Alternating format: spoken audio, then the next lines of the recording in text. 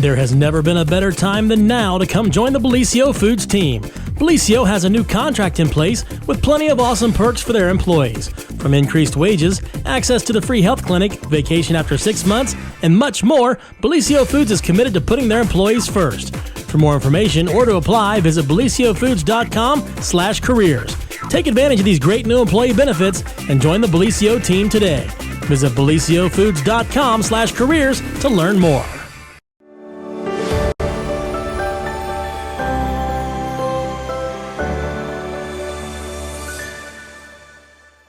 Well, good morning, everyone, and welcome to another edition of the morning show right here on Main Street TV. And, of course, Jennifer here to start off your morning with a special guest in the house, and that is Mr. Dennis Reinhart, and welcome. Oh, thank you. Glad to be here. Yes, we're so happy to have you here, and we're going to talk about a lot of things, but we're going to talk about the way you capture the beauty of where we live, and an exhibit you have coming up at the Markay. Certainly, yes. So that's exciting. But before we get to that, I did want to tell you, because we have an update on a story we did yesterday, and that is from the Jackson County Health Department.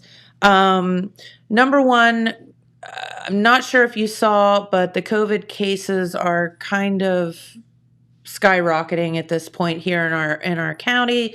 Deaths and hospitalizations are down, but the cases are going up. And because of that, people are really wanting the home tests.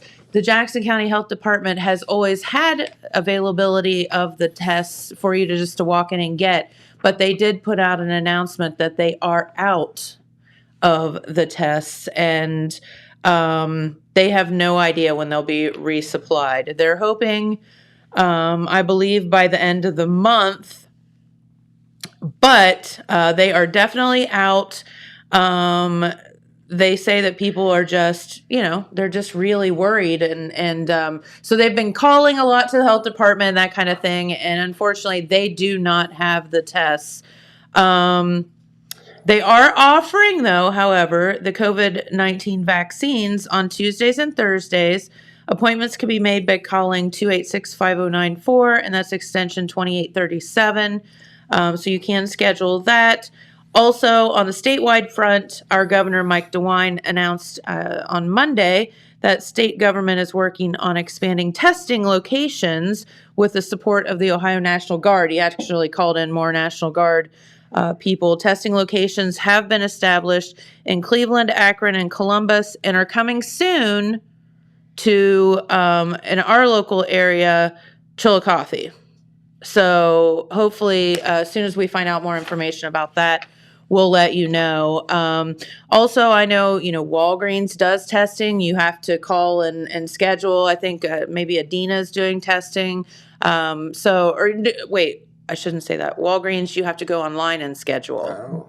You make an appointment, and so hopefully they still have tests. But anyway, call your doctor, call whomever, and maybe they can arrange testing and whatnot if you're feeling icky. Yeah. As, 'tis the season. Yes. It doesn't even have to be COVID. It can be anything. Yeah. We all just, this is the time of the year where we all just get bleh. Mm-hmm. So, well, speaking of not bleh, we have, again, Dennis Reinhart here on the program today. And you actually were a teacher and coach. 32 years I taught. I've been retired since 2011. And it's great because when you're a teacher, you can still retire when you're like 52, so. Yeah. And then you can go on to another career, or you can take up a hobby or do what I was doing, That's right. And so you did a lot in your teaching career. You taught what? I taught social studies, mainly at the middle school. I also coached football and track at Jackson for a long time. Correct. And you did all of that. And thank you for I like to say, your service to our community, because a lot of kids went through your classes and your teams, and you're very well known and appreciated. Well, it's really nice to be called coach after you've not been coaching for quite some time. But I was also one of the few guys that coached at all 3 county schools football. There were only 2 other guys that I worked with. So I coached football at Oak Hill and Wellston also. So isn't that cool? It was. Not too many people can say that. See, he doesn't discriminate against his coaching, No. Rivalries, it's okay. It was like when I was coaching track. If I would see a kid from another school that wasn't using the proper technique and I knew that they weren't getting very much as far as any coaching, I would go and I would help them too. I couldn't help myself. Yeah. Yeah. That's so cool, and that's how it should be. It is. A little bit easier in track and field than football, though. Yeah. Hold on, I got to run across to the sidelines, to the other sideline, and you don't do that. That's probably not the best idea. No. But no, yeah, and track and field, I remember that vividly when I was in school a couple of years ago. But we won't talk about that. Okay. Everything's a couple years ago. Yeah. It was just a couple. Yeah. That's right. So you taught for quite a long time, and then you decided to retire, yes. which is fantastic. And, but like so many other people that retire, you're like, now what? I really wasn't that way. A lot of people, retirement's kind of a big shock to them. Sure. And they really feel lost. I didn't. I knew things I wanted to do. Oh, good. Okay. I wanted to travel. And before this thing all hit, I was doing some traveling outside the country and everything. So cool. So where's some of the fun places that you traveled to? I went to Brazil, the Pantanals in the southern part of Brazil. And it's this Wonderful. vast wetland. And everybody thinks go to the Amazon to see wildlife. But since it's a wetland, part of the year it's dry and you can see for a long way. So you can see all kinds of animals down there. And so we stayed at a ranch down there, flew in, and we had to actually connect 3 flights and we flew in a little Cessna plane and landed on this grass landing strip. And we stayed there at that ranch, and we would go out from the ranch every day. And even at night, we'd go out and we'd look at wildlife and everything. So we saw all kinds of things like giant anteaters and capybara and, Neat. went fishing for piranha. And so it was. Did you catch any? Yeah. But they're not good to eat or anything, So just to say that you had one or caught one? Yes. How do you get it off the hook? Well, they got it off the hook with tires. I didn't get it off the hook. I'm not touching that sucker. I caught it. There and went to Costa Rica. Yeah. And I was crazy the way that we did it because I rented a car and I don't speak much Spanish. And this guy gave me a satellite phone. He said, if you get into any trouble, then just call me on the satellite phone. And of course, we're driving down the Pan American Highway, which is basically like Route 776, and all these old trucks and tractors and everything, and I got lost and we got off the road, and I went into this village, and it was like one of those places where the chickens are hanging up and everything. And so anyways, I needed to ask for directions, and there was a guy that was working on a telephone line, so I stopped there, and of course he spoke Spanish. I spoke very little Spanish, and anyways he kept hitting his fist and saying mucho peligroso. And I didn't know what that meant. It meant very dangerous. And what he was talking about on the Pan American Highway, I had to be very careful because there were so many car accidents and stuff because of the big trucks. And you had to drive across this mountain and make it through there by the middle of the day because the fog would come in from the ocean and it was hard to see. But we were going to a beach resort. And once you got there, it was kind of civilized and stuff. And we had to stop to get something to eat. And so we stop at this open air restaurant. And I've got my little dictionary, and I'm trying to talk to people, and I can't talk to them. And so finally what they did is they took me back to the back of the place. And here are these old ladies that had these big pots, and they would tip it down, and I would look at it and decide what we were going to have to eat. I want the yellow. Whatever that is. We'll eat it. So yeah, we went to Costa Rica and we went to Italy, and Nice. it's just really nice. So good. And it's funny the things that you're talking about. Sometimes it's the adventure of the weird stuff that makes the trip, not necessarily the trip, right? It is, yeah. And most of the people I've met are very nice people, and they're really interested in the United States, and they want to find out as much as they can. And they are very helpful. I never ran into anybody. And one of the most beautiful places, if you want to go to one of the most beautiful places on earth, is Iceland. And we went to Iceland, and again, I rented a car. It's a little bit different because in Iceland, people speak 3 languages. The kids are expected to learn both German and English. Okay. And so they probably speak English a lot better than some people do around here. We all do around here, yes. Yeah. And so they speak proper English. Very friendly people, very safe country. And it's one of those places where it's hard to make any distance because around every curve, there's just this fantastic scenery. It's beautiful. Yes. It's beautiful. I have heard that. And I had talked with somebody that was in the military, and he was telling me a story, and this was years ago, so I'm probably flubbing it up. But there was like a king or something that called Iceland, Iceland, and Greenland, Greenland, but they're really flip-flopped because they didn't want... Iceland didn't want people to realize the beauty of it, so they called it Iceland so that people would stay away. Yeah. And Greenland sounds much more appealing, so they flip-flopped the names so that people would not be so drawn to it. But, we've all figured it out since then. Like I said, it's a very safe country. It's one of those places if you leave a door unlocked, you don't have to worry about it. If you drop your wallet, somebody's going to return it to you. And of course, it's a small country, but there are only about 100 people that are behind bars in prison in Iceland. Gotcha. Different culture, and it's really, really interesting. And the biggest city, Reykjavik, has about 350,000 people. That's it. The next biggest city has 15,000. And when you get in the eastern part of Iceland, there are more sheep than people. So that is amazing. Yeah, it's an amazing place. It really is. Well, it sounds like you've had some great adventures. I enjoyed my retirement. I really have. I mean, and I went back and I did some coaching also, and I substituted.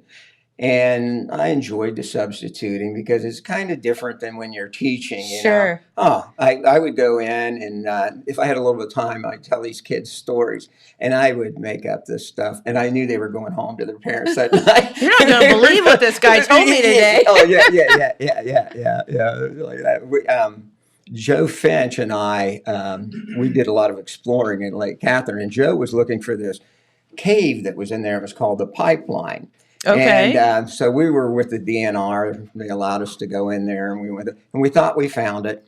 And one of the younger guys crawled back in there and found out that the ceiling had collapsed or whatever.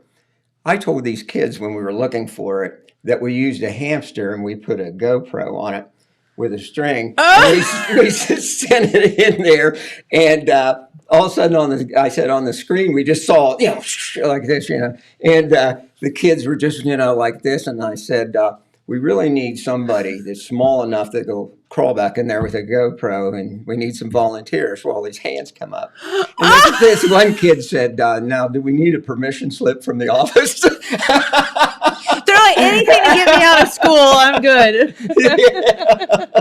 That is hilarious. It is. It's Did funny. you ever break it to them? No. Good for you. Yeah. Makes them think a little bit. It does. And you knew, like I said, they were going straight home and they were telling their parents and stuff. This crazy guy was trying to teach me today. Oh, yeah. That's so funny. So when you were doing back to your travels, I was just thinking, so you were obviously an amazing photographer. Were you doing photography at that point? Yes. So you probably have some neat pictures from there. Yes. Oh, yes.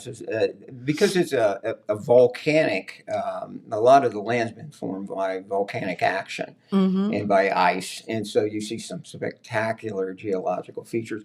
And there are more and better geysers there than if you go out to Yellowstone or someplace like that. So Gotcha. very interesting. Very cool. It's just like a landscape that you just can't imagine it. It looks like a fairy tale landscape or Yes. something. Yes. Like something in a book. Yes. A children's book. Yes. Very cool.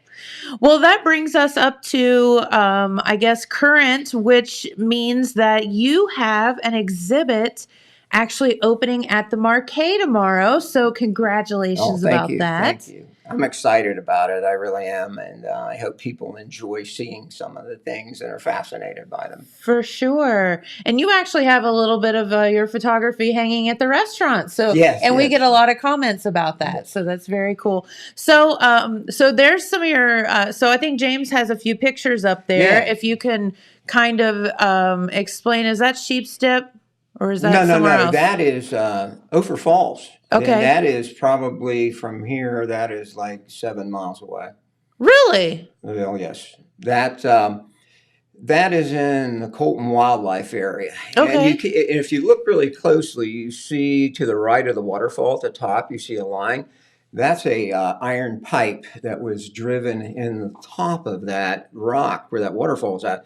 Because what used to be out there was a Boy Scout camp. Okay. And they had dammed the area in front of the waterfall to make a swimming area. And there was a ladder. I've seen old pictures of it. There was a ladder that came from that pipe right there. And if you go up above the waterfalls, you can still see the foundations of some of the old scout lodges and everything. Cool. But very beautiful area. In there are 2 major waterfalls. That's one. And probably 6 smaller ones that are in there, plus 2 natural arches. Now, is that on a public area? Yes, it's actually a wildlife area. So there's public access to it. There are not really any trails as such. There are old Jeep trails that you can follow down in and stuff. And during the hunting season, you got to be aware that unlike some state parks, where there's no hunting allowed, there is hunting allowed there. So it's an area you want to go into probably when it's not hunting season for safety. Yeah, absolutely. Yeah. That makes sense. Right. All right, so that's just an example of some of the hidden Southeastern Ohio. Yes. And okay, so let's talk for a minute about some of the things we were talking about off air. Number one, how did you get interested in photography? I wanted people to see what I was seeing, and I wanted them to see it through my eyes. And I always had a love and appreciation for the outdoors. When I was a small kid, my dad instilled that in me. Sure. And I was a hunter and fisherman. I don't hunt anymore, but I still fish. And I just always loved the outdoors, and I wanted people to get an appreciation for it. That's one of my favorite pictures up there. Where's that? That is in a place that's called the Red Rock Hollow in Hawking State Forest. Okay. And it is a spectacular area. On both sides, there are just these soaring cliffs go up. And at the end, I'm looking down towards the opening of where you go out the Red Rock Hollow. But behind me is a double waterfall in that picture. And wow. just beautiful, beautiful, beautiful place. And that's in the Red Rock Hollow also. Holy moly. And you can see the boulder down there. You can see the reddish hue to the boulder. And it's sandstone. In some areas in the cliffs, you'll see patches of it, and it'll just show red. That's so cool. Yes. And that is like a side waterfall that doesn't flow very much, but it was frozen. And that day, the temperature came up. So there was a lot of mist and fog coming off of where the ice was at, and it was just this wonderful, wonderful atmosphere in there and everything. And that so looks like you have edited that in. It's so beautiful. It's beautiful. It's beautiful. Beautiful place. Wow. Yes.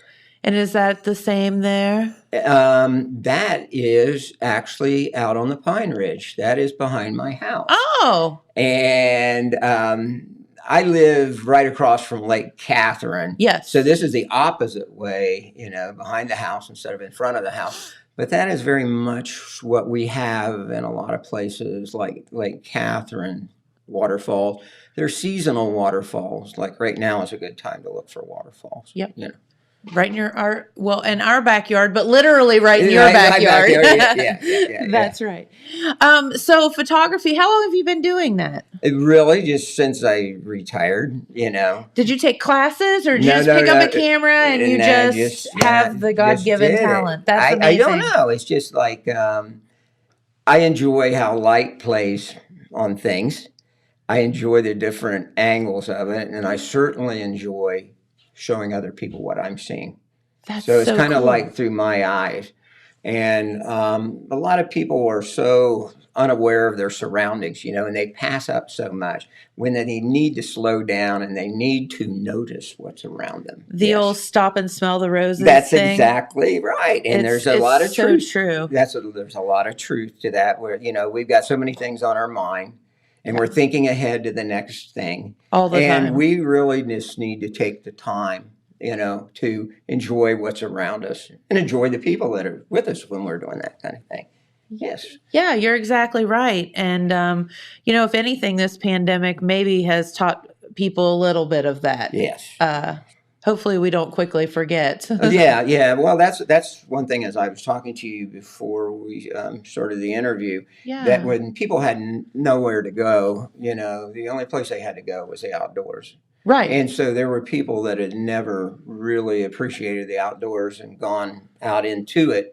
And that's one of my hopes too, that they think about what nature did for them and that they respect it, and kind of help preserve these places that we have. And I had friends actually, and this did my heart good, that had tried to go out to Lake Catherine or somewhere to hike, and they had actually closed it down because there were so many people there that they didn't want more people in at that particular time.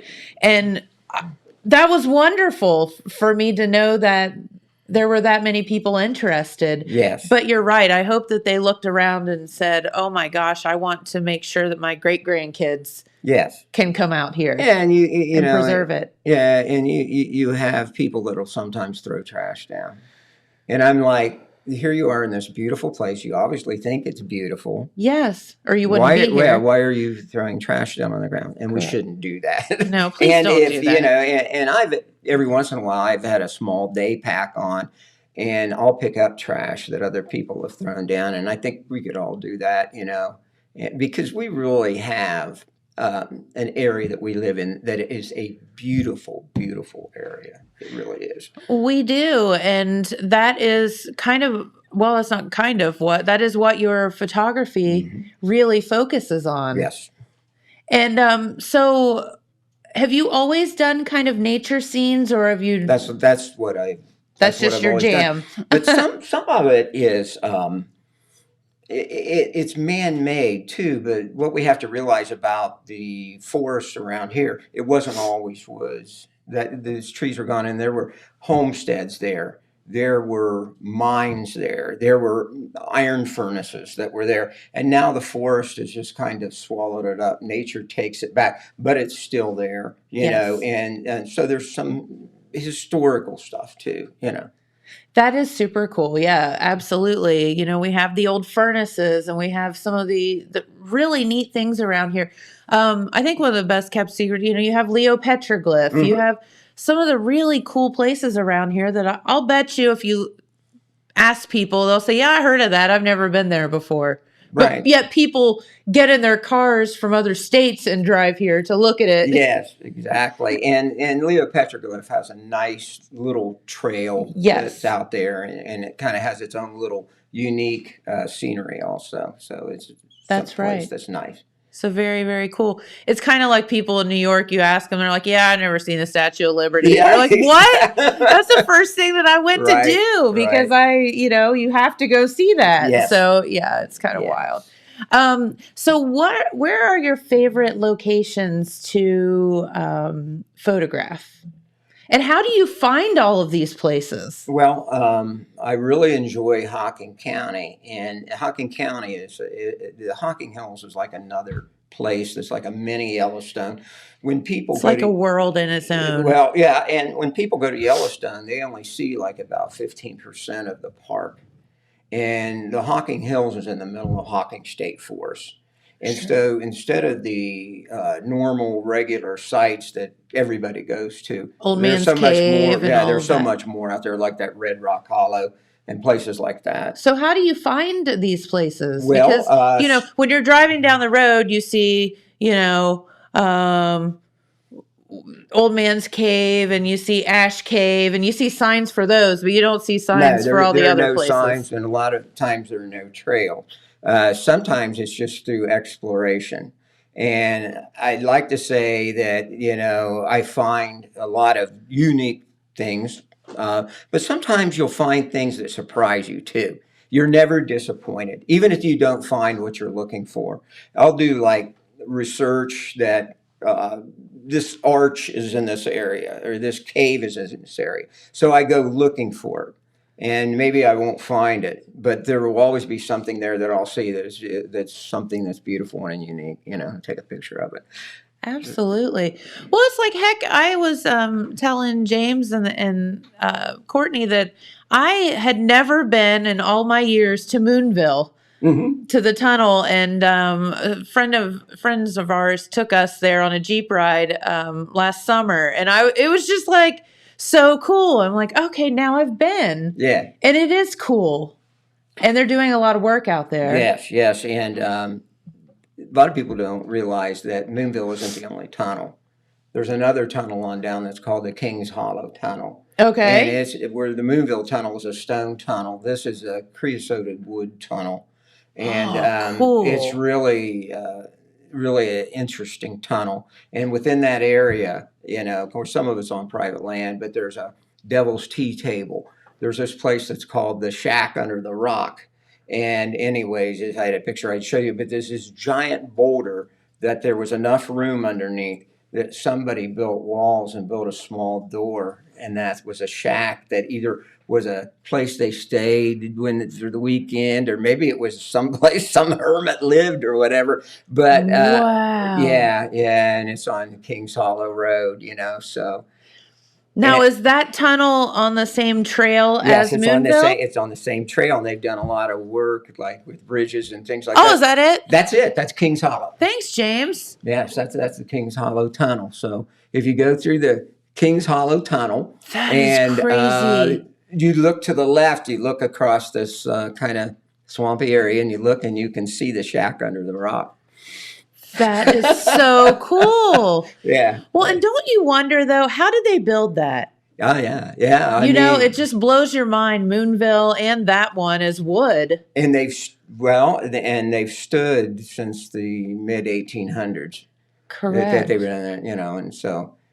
In Moonville, there was a town that was there, and around the tunnel, and it had a saloon, and it had a general store, and all the things that a small town would have. And now probably the only thing you can find, maybe the foundations of some of those places. Sure. And you will see flowers that are, like not wildflowers, but domesticated flowers. They still grow in places. And you would understand there was an old homestead there. Or there was Right. Someone planted their daffodils there. Yes, and or there their was a house tulips there, and they still keep coming up, So you Sure. can sometimes find those things from places like that at Moonville. That's so cool. And it's like, those old towns, if you want to talk about the history of those, because there's a lot of people that would say, well, they were pretty much organized slavery and whatever. But there's Eclipse Town in Athens, which there's actually a restaurant there in the plains called Eclipse Company Store. But I'm sure you've been out there before. But, there's all those little houses around. Yeah. They're all exactly the same. There's probably 10 houses out there. And, people lived out there and they worked and they were paid in currency that was wasn't like dollars. It was currency that could only be spent at the company store. And it's like really wild stuff. Some of my ancestors, they worked in one of those mining communities. And what ended up happening was you ended up so in debt that you could not leave. Yeah. And they actually snuck out in the middle of the night to get away so the sheriff wouldn't get them, because you were just in servitude. You were a slave. And literally. There's Eclipse. If you'd like to see it. Now that was the company store. That Mhm. was the store that had everything. But now it's a really cool. It's a nice restaurant now. Yeah. It's cute barbecue joint. I really like that, when people take old things like that and They fix it up preserved around it. here. And they're talking about doing that to the Hotel MacArthur too. Yes, they are. And I think that would be wonderful if they were able to do that. Absolutely. Such a iconic building sitting there. I mean, you can't help but no matter which direction you come into MacArthur, there she sits. Yes, yes. And one of the things we don't know much about is local history. Yeah. There's not really an opportunity to teach it in school, to the kids and everything. And we have some great resources around here about local history. Bob Irvin is one of the. Yes. Just go talk to Bob for a you day or would two. know. He could tell you a lot of things Yeah. about the way Jackson was in the 1800s and things. It's just amazing. Yep. So. And there is all of this history, some good, some bad. Yes. But again, history is history, and that's what has created us over the years. That's right. Going back to your teaching roots. Yeah. I used to teach Ohio history, and I enjoyed teaching that and stuff. Hey, So. Jennifer, here's an interesting picture. Here is Sure. the Eclipse store before they remodeled it. Oh, Great. cool. Isn't that something, the work that they did on that. Yeah, they did. They really did a good job with it. And the thing is, I feel like they left so much of the authentic stuff as they could, but yet to make it modern to where it would fit into code and, Yeah. obviously are the things that we demand today. Along those lines, I want to put a plug in for something. At Lake Catherine, the lodge that was Eddie Jones's lodge, Yes. there's a group I belong to that's called the Friends of Lake Catherine. Correct. And Yes. they're trying to restore Eddie Jones's lodge, Yes. where over the years where there was some neglect and everything. So they've done some work out there. They had people restore some of the logs that had got into pretty bad shape and everything. What would be the plan for that? To have someone live there? No, or just no one as lived there. We've talked about that. The state wanted to actually tear it down, Yes. and they were convinced not to tear it down because of the importance to the history of this area. Sure. And so we're kind of up in the air what we want to do with it, because it is a preserve. And the purpose of a preserve is, of course, to protect things that are there. But a visitor center, something along those That would be lines, wonderful. yeah. But there has to be a lot of work done. Like you have to make it handicapped accessible and all that. And Sure. I'm sure they will be able to do that. But yeah, that's an example of trying to do the same thing that you were pointing out there. Yeah, absolutely. And while you're here, let's talk for a minute about Lake Catherine. Oh yeah.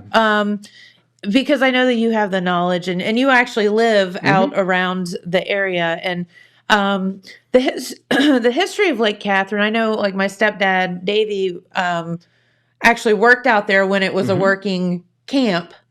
And so that's really cool. But how did Lake Catherine come to be? Okay. Because it was a beautiful, privately owned It was this area. man's area that he just built this like kind of trying to make himself a wilderness retreat. Like And Eddie Jones. Eddie Jones, yeah, Eddie yeah. Jones, who was a guy that owned a lot of the iron works around here. So he had a lot of financial resources. During the Depression, he bought up land from people at a very cheap price, and he had enough pull about him that he actually closed township roads that crossed it. So it was about 2,000 acres, 2,000 some acres it is today. And anyways, like when we were searching for things and the DNR was with us, we came across the old roadbeds, and we actually found a house from the Depression era that was still in there and stuff. So, Oh, really? Oh, yeah, yeah. There are basically the ruins of at least four lodges inside Yes. Lake Catherine. Of course, some of them right now are just like chimneys and that's it, or the basements there or whatever. But anyways, going back to Eddie Jones then during World War II had enough pull that he could get equipment to come in there and to build the lake. There's the lake. And then he constructed the lodge out on a point. And of course, at that time, you didn't have the trees that you have now. So he had this place out on a point, and he could see the lake on either side of him, and big windows he put in there and everything. So anyways, he had the lodge and he created the lake. If you go to the Lillian Jones Museum, there's a lot of old letters and correspondence that Eddie Jones was back and forth buying things for the camp, and letters that kids' diaries and stuff they kept about what was out there. Isn't And that cool? he started that camp, and it was actually a camp that people sent their kids from as far away as New York City. Like, it was a pretty hoity-toity camp. Yeah, and there were so many scholarships they gave kids, so local kids could go. Right. But while you were out there, even if you were from Jackson, you had no contact with your family other than you were required to write a letter a week. So there was no phone calls or anything. No texting. No, nothing like that. And I know that they would play a baseball game against the local kids also. That was a big deal with them. But you couldn't have a camp like that today because the people are so, litigious and, and worried about things. They let those kids run all over this place. And think how much fun they had. Yeah. Just being kids. Right. And across from me is a hollow with a cave that they call the Ceremonial Cave. And so they would initiate these kids, these young kids that would come there. And they had these big canoes that Eddie Jones had specially ordered, Grumman canoes. And anyways, the kids never knew when they were going to be taken out in the middle of the night and initiated. So they would sleep in their clothes for days, and stuff. Well, they would get these kids, take them in the canoes, and in the dark, paddle across the lake to this area where the Ceremonial Cave was at. When they got there, there would be these other older boys dressed like Indians and men and stuff, and they would initiate them. But they let those kids run all over the place. And I'm telling you, there are huge cliffs out there. These kids are just running everywhere, and but some of the things we wanted to look for in Lake Catherine, we found out these kids were finding, they were writing about them and stuff. So there's one rock formation. It's actually a big slump rock that's fell from a cliff, and it's called Lincoln's Nose, and it looks like a big human's nose. And these kids, and sure enough, we found it when we were out there, and it just looked like a big nose sitting on the edge of a cliff. That is so awesome. You're like, that's what that little Johnny was talking about in his letter. Yeah, that's right. But anyways, the camp ran for a while, and then when it closed, it became a Girl Scout camp for a little bit. Okay. And then Eddie Jones went to Florida.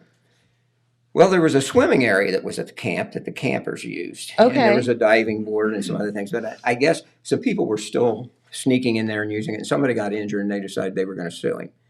Well, they weren't successful in their lawsuit, but he decided that it was time to do something with it. And so he donated it to the state. And the state wanted it because there are things that grow in Lake Catherine that are very rare. Correct. For Ohio today. That's why. Don't pick anything when you go out there. No, you're not allowed to leave. You're not allowed to leave the trail, No. And it would be dangerous to leave the trail. It would. Anyway. But it's the northernmost range of the big leaf magnolia and some other wildflowers and things. So it's an important area botany-wise. And it's so fun. I can remember being a brownie and going out with Ann Sheward, and she was our leader. And her, it's fun when you go with someone that can point out these things. Because, again, the rest of us go out there and walk the trails as fast as we can, get back in our car, and because, we have an appointment to get to or something. And, when you can stop and say, oh, that's the Jack in the Pulpit, or that's the whatever. Like, I can remember that. And just being like, I would have never seen that nor known what it was. And going back to that during the lockdown and everything, I enjoyed taking people and showing them. Of course, at that time we didn't know much about it, COVID or whatever. So we would ride in separate vehicles. And, Sure. And I would take them. There's a couple areas in Hocking County that are permit-only areas where they only allow a certain number of people in there. You can get the permits. I mean, there's no difficulty. But anyways, I was allowed to take a small group of people in there and be able to show them those things. One area is called Little Rocky Hollow. And in Little Rocky, there's like 7 waterfalls that are in there. Oh, And then the wow. other is Shack Hollow. And at the end of Shack Hollow, the cliff rises like a big amphitheater. And actually, instead of going straight up, it comes out over you like this. And during some times of the year, there's just a waterfall that just blasts out of there. And it must drop maybe 70 feet, 80 feet. Oh, you know. wow. So it's an amazing place. Amazing, you know. So You just have to know where to look. well, you know, and I mean, it's public accessible. And you just have to, you're right, you have to have a desire to look and say, what are the preserve areas in Ohio? There's actually sites on the internet you could look for Okay. those areas. What are the permit-only areas? What are the areas that you can just go to, like Lake Catherine, without any, you know, problem stuff? So, yeah. That's right. But just again, as you said earlier, like clean up after yourself. Oh, my. Yes. And, you know, we want to preserve these areas for years and years to come. So, because people literally travel from all over the world to come to look at the beauty in which we live in every single day of our lives and probably don't appreciate. And on Facebook, I belong to photography groups. And some of, like you're saying, some of these people are from other parts of the world. They have no idea what Southeastern Ohio looks like. People believe that Ohio is just cities and big cornfields, and it's all flat. Yeah. And they have no idea that this area looks like it does, you know. Our little neck of the woods, little Appalach here. That's right. That's right. But we have some pretty unique, you know, terrain here. So, and a lot of it was kind of a. Ooh, Yeah, what's that? Yeah, that's behind my house out on Pine Ridge too. And I was there one morning, and I love mist and fog. It's so I mean, pretty. those pictures, it just adds this Yeah. air of mysteriousness to places. Well, and as I stuff. said earlier, it looks fake. It looks like you added that. I mean, how do you find that perfectly? You just have to line up. Sometimes you take like several pictures, and then you go back through and you look at what's the best angle, what was the best light. To me, I like mornings and evenings. I don't like really stark light. It's hard to take good pictures sometimes Yeah, when I you can get see that, that. unless you have really, really expensive equipment, you know. But a lot of it is, you know, your eye is looking, and all of a sudden something just catches out of the corner of your eye or whatever, and you're just like, oh, I'm going to see what that looks like, you know, in a photograph. And So cool. yeah. And that is in a place in Hocking County. And the way I've labeled it up there is called the Layer Waterfall, a layer like a animal's lair. Okay. And the reason why I call it the layer is in getting into that waterfall, I had to go through almost like a labyrinth of fallen rock and almost like these passageways down below. And when I emerged out into this bigger area, I looked down, and all of a sudden there was the skeletons of 3 deer and 2 dogs laying there.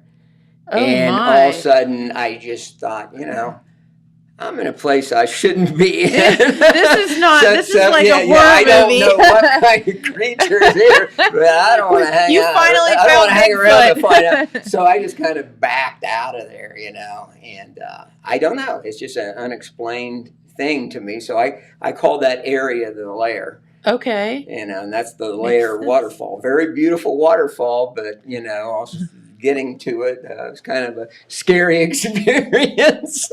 Wow. yeah. And I'm sure you've come across some things that are pleasantly surprising in other places like that you're like, I don't know that I want to come back here. Well, I actually went back there, you know, because I was, you know, curious about what was going on, you know. And because it was just a unique area also. So a couple of days ago, I was in an area that people would be very interested in. It's called the Rock Stalls, and it's a small private nature preserve. It's north of Logan off of Route 664. Uh-huh. And beautiful this time of year. Waterfall comes, splits into 2 parts, then comes back down together and stuff. So Wow. really pretty, really pretty. So amazing. Yeah. So what's your favorite place around here that you've seen? In Jackson County? Well, we can say that and then and the Jackson surrounding County, probably Colton Wildlife Area. Hocking County after that. Vinton State Forest has some nice historical stuff.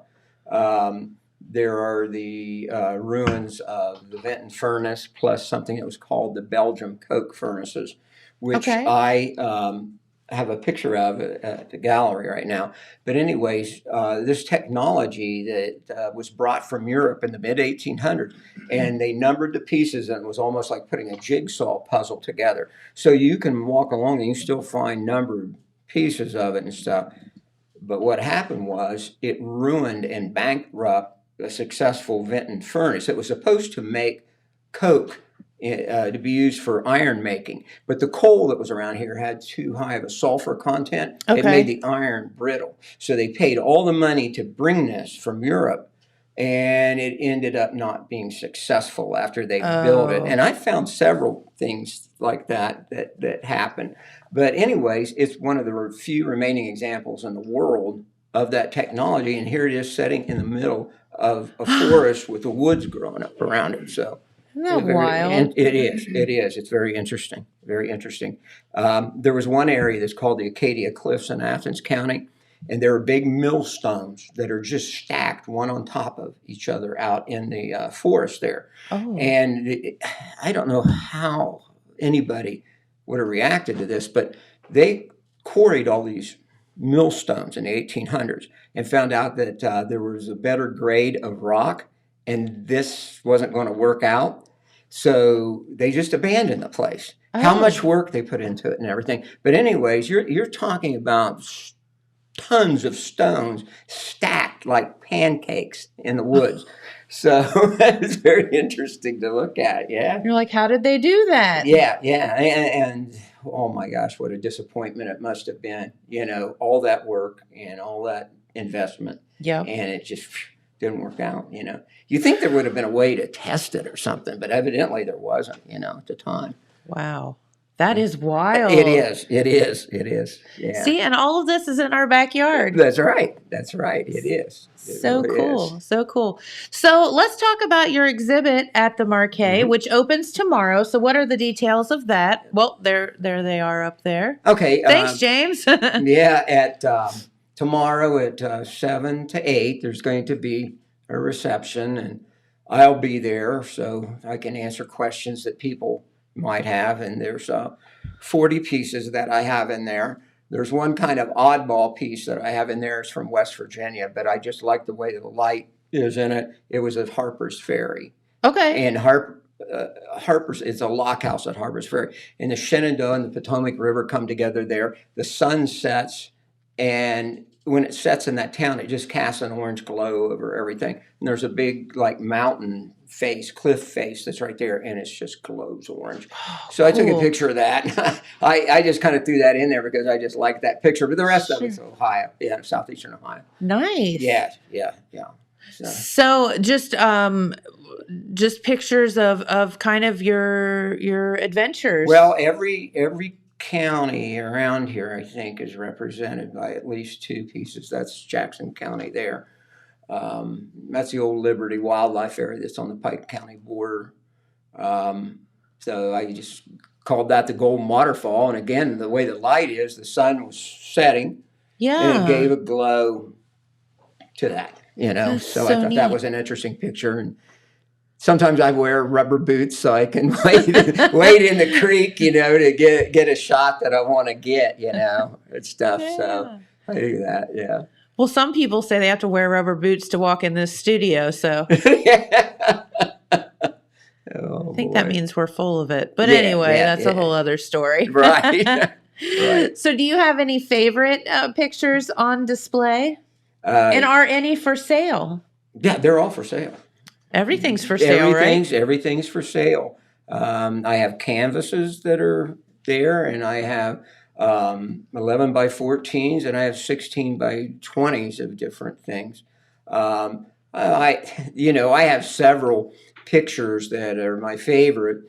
Some of it I just want to show uniqueness. Sure. It'd be a geological feature. It might not be something that somebody thinks is, particularly attractive, but it's very interesting. Yeah. Especially the arches that are there and stuff, natural arches and everything. And there is a story about everything behind all this stuff. Well, and I think that that's why you need to get to the reception tomorrow, because then you can explain some of this it stuff would and where it is and all of that. Well, it'd be hard to write up everything on a card that, everybody would need to know about it. Yeah. So. Well, and I think the story about it is how you got to that place and your adventures getting there. Yeah. Well, just a funny story about one if we got time.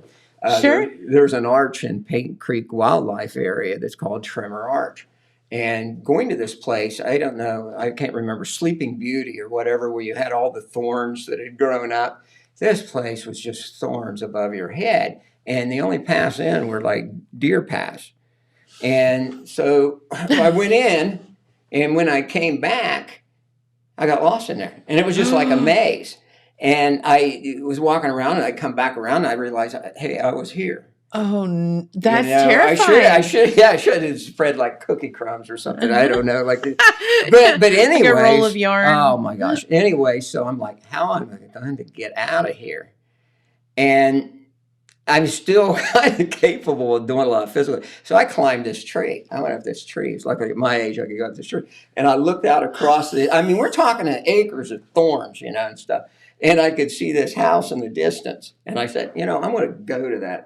I got to get out of here. It's getting dark. Yeah. And so I just started crashing through the thorns and stuff.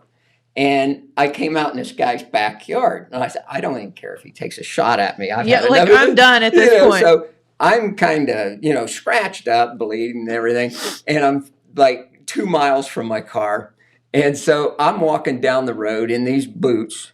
I've got this big stick, and my beard was a little bit longer, and I got all these scratches and bleeding and stuff. And I'm walking past these houses, and these guys are in the front yard, and they're looking at me like, what in the, And so when I got home, I just looked like wildcats had attacked me or whatever. Oh, no. And so anyways, I didn't do it at the time. And I thought, if I want to keep people out of places and they ask me where it's at, I should have had a photograph of myself and say, yes, I can tell you how to get here, but this is how you'll look. This is what this is what it's gonna end up like. The price you'll pay. Yeah, you need to learn to take some selfies, right? Yeah.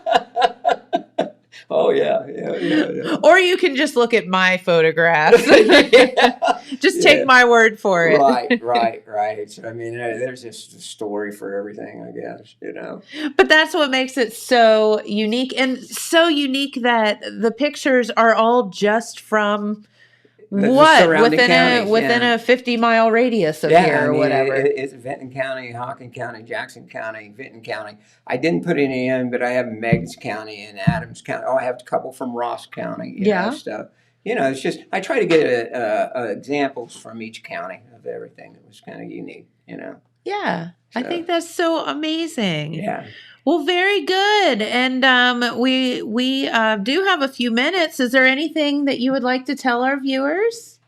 Well, I just hope that you can make it. And again, it's going to run through the end of the month to the 27th. Okay. And I believe the gallery is open from Tuesday maybe to Saturday. Is it Tuesday or Wednesday to Saturday? What is James? it? Any idea? James has his little... Just a second.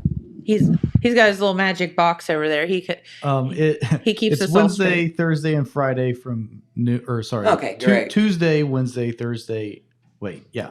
Wednesday, Thursday, and Friday from noon until 5.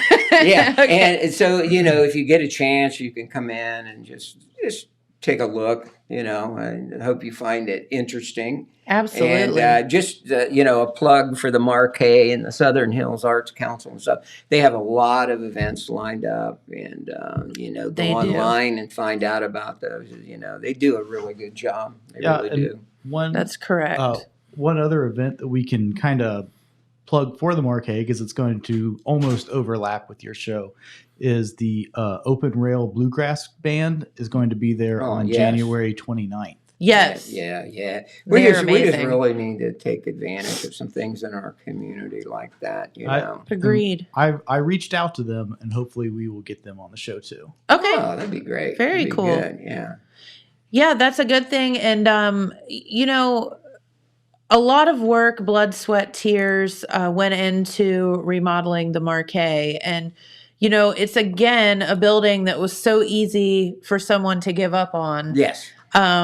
Because it had fallen into disrepair. And we should appreciate the fact that, Miss Barbara Summers and a whole lot of other folks donated their time, their money, their love for the arts to this building, and that it's sitting there in the middle of downtown Jackson is like the glue that holds our downtown together. Yeah, and there are some it's amazing. There are some people that really work hard to make it what it is as far as arranging events and groups like the Bluegrass group to come in and stuff. That's right. And our sweet James is now on the Arts Council board, so thank you. Yes.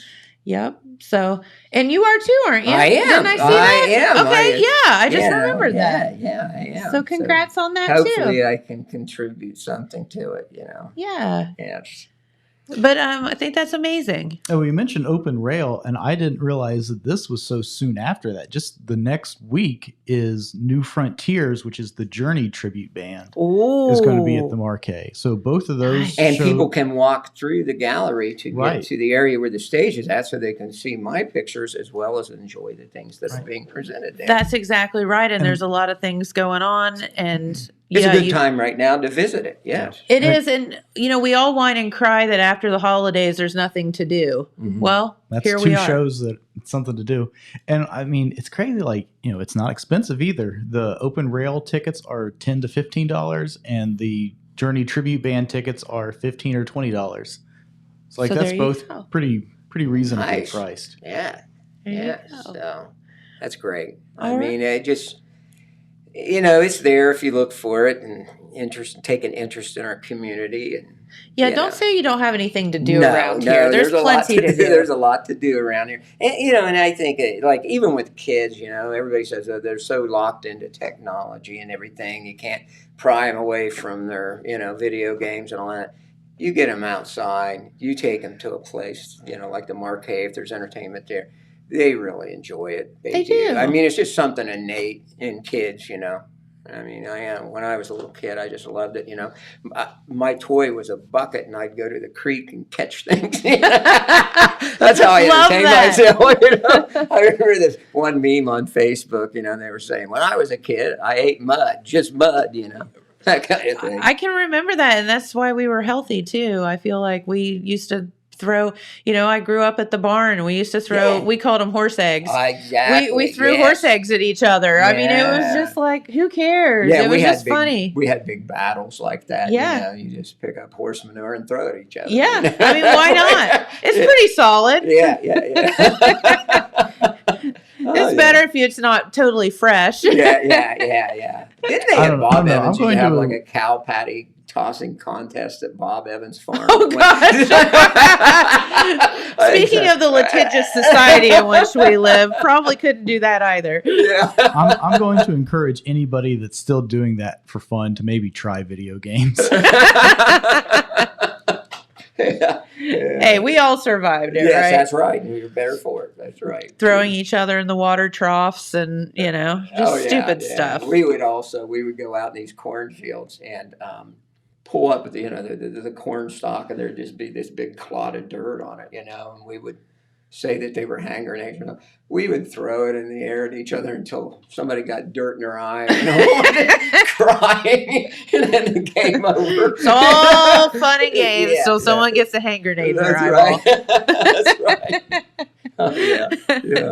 Hey, before we say goodbye for the day, Pete just gave me an announcement.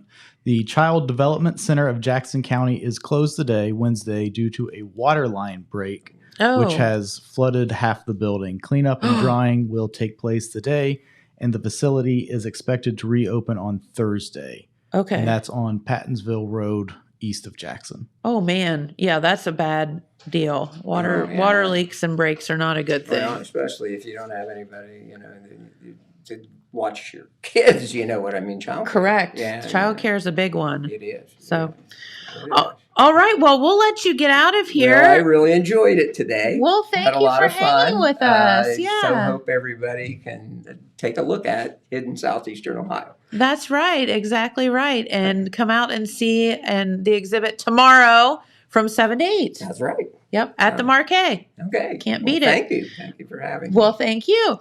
All right. Well, since we do have, hey, you're going to have the opportunity to get some cool pictures probably Thursday because we do have some snow in the forecast. Oh, yeah. The old S word. Yeah. There she is. And there's some dispute on how much we're supposed to get. Yeah, I've heard anywhere from 1/2 inch to 4 inches. So we're just basically stick your head out the window and you'll figure it out. People from coming out. Listen, regardless, 4 inches. If it's 4 inches, you don't need to go buy all the bread at Kroger's. Yeah. It's fine. Like, yeah. none of us are going to get shut in for the day. Right. But if you're wondering, today will be partly cloudy, highs around 46.